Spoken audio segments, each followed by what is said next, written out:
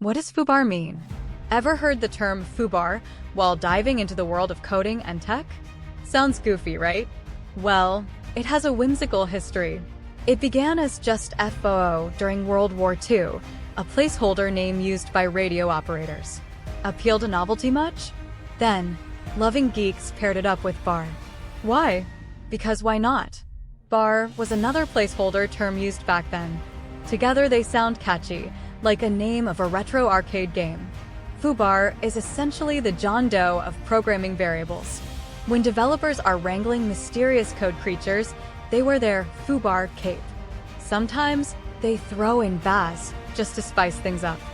FooBar Baz. It's like a secret passphrase among the coder community.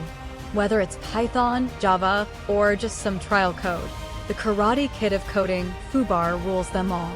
Now you're part of the club too. So next time Foo and Bar pop up in your code, just smile and code away like a tech wizard in a fun fair. Now you know. FooBar isn't just gibberish. It's an age-old tradition, holding hands of code and creativity.